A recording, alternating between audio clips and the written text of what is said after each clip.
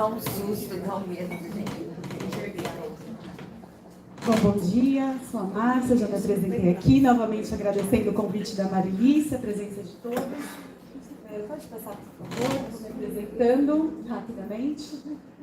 Sou da época do magistério, ontem vi que muitos colegas aqui também são do magistério, antigo, excluído magistério, mas que cativou meu coração desde o primeiro dia. Eu sempre soube que, de alguma forma, eu gostaria de estar atuando na área da educação.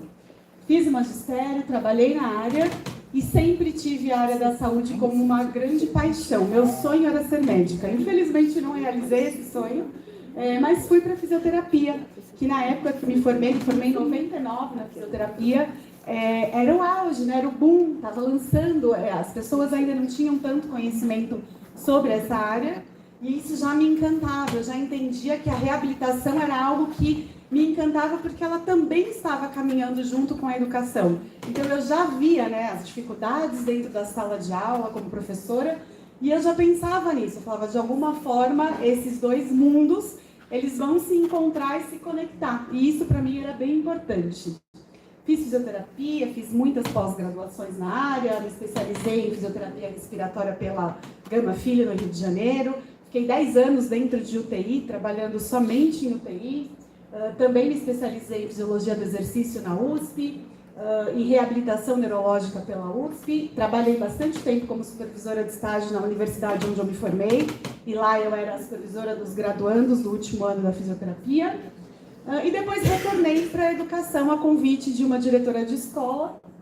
Retornei para a educação, fui para a área de educação infantil, voltei lá para o meu tempo do magistério, e aí fiz a atualização na pedagogia, e desde então sigo na área da educação. Fiquei por muitos anos em sala de aula, sou da escola mesmo, como professora. Atualmente eu sou gestora escolar e supervisora do Núcleo de Estudos e Práticas Inclusivas de uma escola privada em São Paulo. Por favor. Quero começar aqui, então, trazendo uma reflexão, Acho que a gente vem falando tanto sobre a inclusão e um dos colegas trouxe esse mesmo questionamento, Até quando, acho que a Anália trouxe muito bem colocado, até quando nós vamos falar sobre como incluir, por que incluir, qual é o nosso dever, e como fazer isso. Então, acho que a gente passa por algumas reflexões que nos fazem conscientizar, mas a partir de questões que são muito subjetivas, muito particulares, Talvez o meu conceito de inclusão possa não ser exatamente igual ao de outras pessoas, mas pensando no geral, e de forma generalizada, de alguma forma a gente precisa transcrever isso e fazer com que isso se torne algo acessível para todos.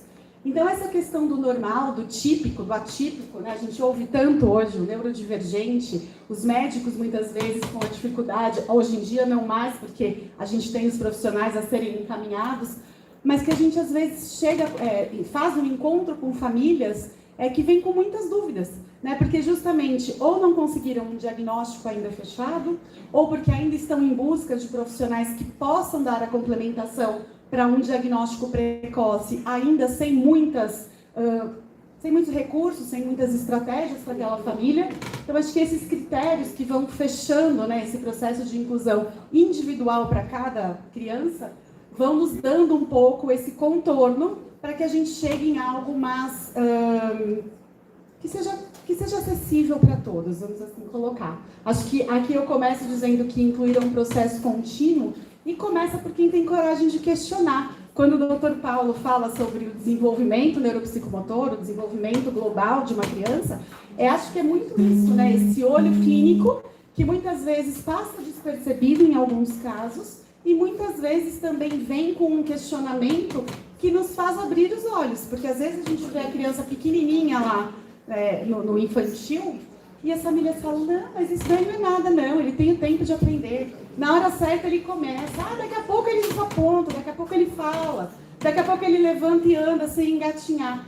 Mas são marcos importantes que a gente vai deixando passar, e muitas vezes na escola, muitas vezes não, eu acredito que a grande maioria das vezes, são os professores, os educadores e até colaboradores da escola, que às vezes não estão dentro da sala de aula, mas é aquela pessoa que vê a família chegar e aí fala assim para você, sabia que quando ele chega no portão da escola, eu vejo o pai tirar ele de dentro da cadeirinha do carro, mas ele está no celular? Aí você fala, mas no celular? Tá no celular.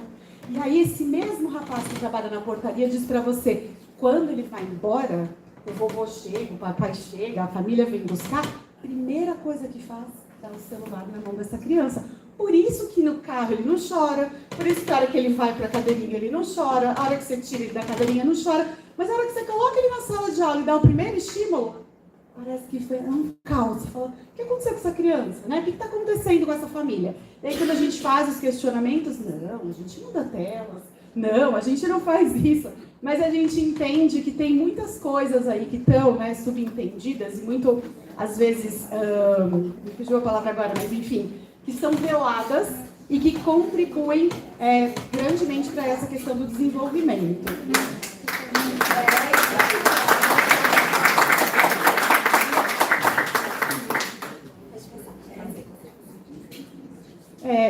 Acho que aqui eu coloquei para a gente pensar muito nisso, né? Barreiras visíveis e invisíveis, que acho que é algo que a gente fala, é óbvio, né? Então essa questão sobre acessibilidade física, linguagem, estrutura, né? Que são as barreiras visíveis, é aquilo que a gente tem de palpável e aquilo que a gente consegue de fato visualizar assim que a gente encontra com uma família ou uma criança que apresenta uma necessidade educacional especial, mas que muitas vezes a gente não consegue romper.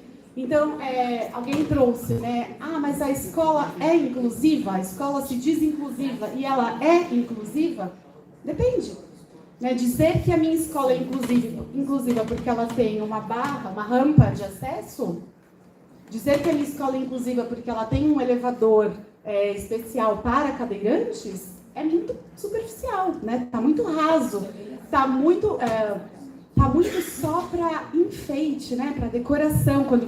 Eu já tive a oportunidade de passar em algumas escolas de profissionais que me chamaram para dizer, eu quero que você conheça a nossa estrutura e o quanto nos preparamos para receber as crianças com essas necessidades. E aí eu realmente vi um ambiente lindo, construído, com todas as estruturas necessárias, né? Pensando na mobilidade, na acessibilidade. E quando a gente sentou para conversar de fato sobre o que se faz ali para incluir, não existia nenhum programa, nenhum planejamento, nada que fosse realmente pensado, nem na adequação, como a Nália trouxe, e menos ainda em adaptação. Porque realmente quando a gente fala de adaptação de currículo, a gente mexe numa caixa de marimbondo dentro da escola. E nem sempre a gente vai estar sendo receptivo ali, e nem, né, é um movimento, é uma via de mão dupla para os dois lados. Então a gente está mexendo ali num vespeiro, né? Os caminhos para transformar, né? Acho que a gente precisa falar, a gente fala tanto nessa palavra empatia, compaixão, respeito, mas será mesmo que a gente educa para empatia? Será que nós estamos educados para ser empáticos? E será que aquilo que a gente entende como empatia, de fato é empatia? Escutar quem é diferente de nós. Hoje em dia a gente fala tanto sobre escuta ativa, né? Precisamos dar voz, precisamos ouvir, precisamos cada vez mais falar sobre isso. Mas o quanto estamos preparados para de fato ouvir o diferente? Para de fato ouvir que nem sempre aquilo que vai servir para um determinado grupo que apresenta a mesma deficiência ou o mesmo déficit de aprendizagem, a mesma necessidade especial, vai de fato atingir efetivamente aquele grupo todo, né? Então, as individualidades, as habilidades específicas, a potencialidade de cada criança, acho que isso é algo que as escolas precisam de fato se abrir para ouvir com muita atenção. Rever práticas, linguagens, espaços.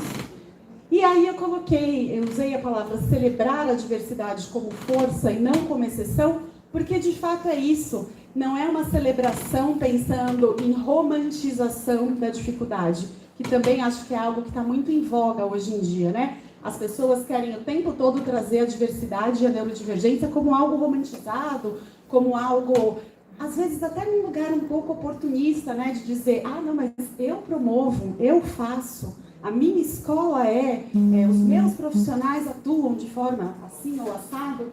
Então, eu acho que a gente olhar para as exceções, mas não fazer disso um grande carnaval, um grande show, né? Acho que entender essas individualidades e essas dificuldades como possibilidades. Quando a gente olha para a dificuldade, pensa na oportunidade, a gente abre muito mais caminhos para que as coisas aconteçam. Próximo, por favor. Incluir é repensar a escola, gente, o tempo inteiro, né? Quando a gente olha para o nosso sistema brasileiro, e aí aqui, como sou de São Paulo, falo muito pensando no estado de São Paulo, mas é isso, infelizmente, é um processo histórico, como o Fred bem colocou. Então, a escola foi feita para os iguais. Há pouquíssimo tempo a gente está vendo a escola, de fato, parar para olhar para as diferenças e para entender o quanto isso é importante, não só para que essas crianças se sintam reconhecidas no mundo, na sociedade, mas também para facilitar e ajudar o crescimento dos alunos típicos. Porque quando eu tenho um atípico dentro da minha sala de aula e eu penso nele, eu adequo a minha sala para ele, eu adapto o meu currículo para ele, indiretamente eu estou adequando e adaptando para todo o resto. De alguma forma, eu estou afetando todo o resto. Se nós aqui hoje pensássemos em algo especificamente para um grupo, né, de pessoas aqui que tivesse algum déficit, com certeza todos nós estaríamos sendo beneficiados também. Então, quando a gente pensa dessa forma, a gente consegue enxergar mais oportunidades e não ficar focando só na dificuldade daquele determinado indivíduo. A escola, inclusive, ensina a todos porque aprende com cada um. Então, eu acho que é isso, é olhar para cada um com a sua individualidade, mas pensando nas habilidades que podem ser desenvolvidas para despertar, para florescer potenciais em todos nós. Por favor. A escuta e protagonismo, né? Então, criar espaços de fala, escuta ativa, acho que a gente está falando muito sobre isso. Protagonismo dos estudantes, especialmente os que mais precisam ser ouvidos. E aqui eu coloquei nada sobre nós sem nós. Então, não adianta a gente trazer um discurso cheio de colocações, cheio de vontade de fazer diferente, se na verdade a gente não se coloca primeiro neste lugar. Se eu não for afetada por essa sensação do que é difícil para o outro, eu jamais vou conseguir falar neste lugar. Se eu não entender que a dificuldade de uma criança cadeirante para chegar num lugar precisa de uma demanda enorme e precisa da motivação, da boa vontade, da coragem, muitas vezes, não só da família, mas da própria criança e dos profissionais que vão atender, para fazer com que isso aconteça, eu jamais vou conseguir propiciar algo para ela, porque eu preciso ser afetada por isso. Então, os profissionais que não conseguem entender esse lugar de humanização, né, e eu acho que essa palavra é algo forte, mas que dentro da área da educação é algo que a gente vem trabalhando muito com os profissionais, e aí eu acho que a gente tem um grande apoio dos psicólogos, dos neuropsicólogos, dos psicopedagogos que estão atuando diretamente na educação. Acho que isso é algo que a gente vem fortalecendo cada vez mais e está agregando muito para as escolas. Próximo.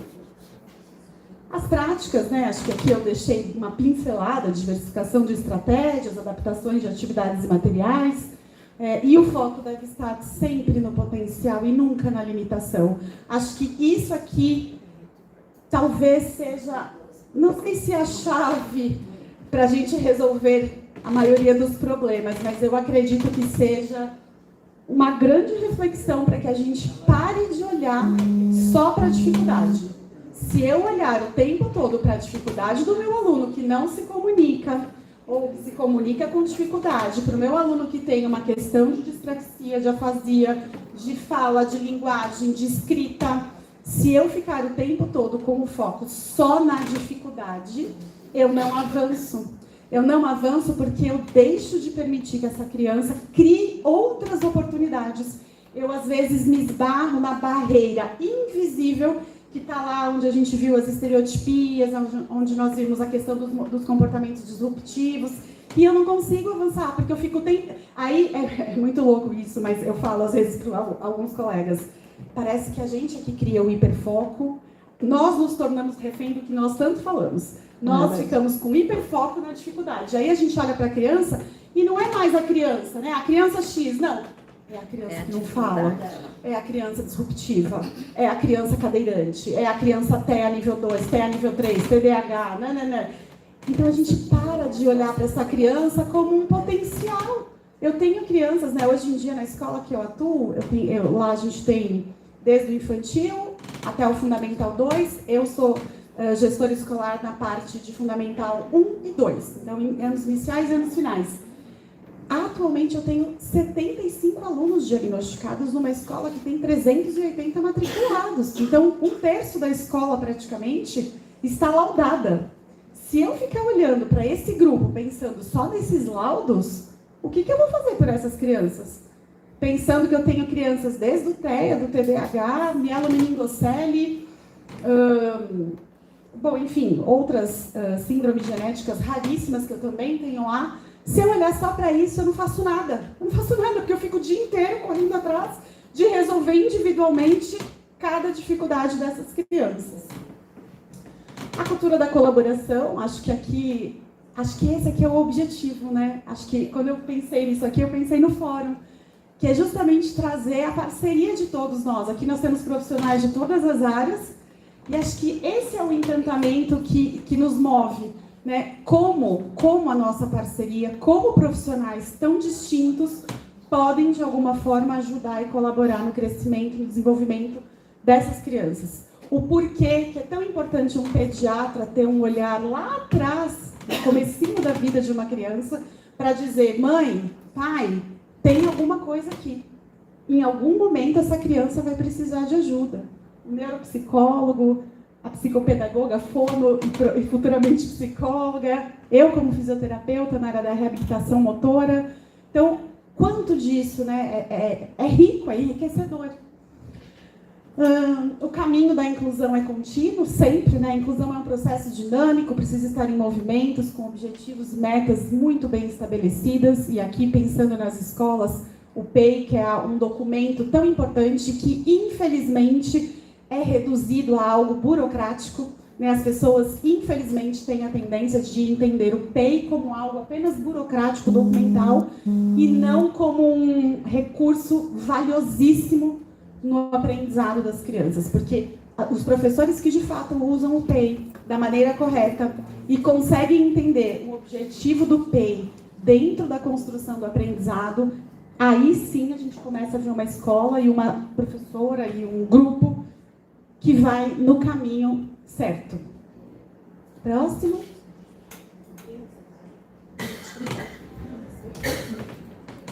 Acabou. Tinha um final, acho que não... Tinha um com os... Não, então é isso mesmo. Enfim, quero agradecer. Acho que a nossa parceria aqui, o nosso objetivo aqui é justamente esse, de nos fazer cada vez mais fortes, cada vez mais unidos, e com contribuição de todos os profissionais que estão aqui presentes hoje. Muito obrigada.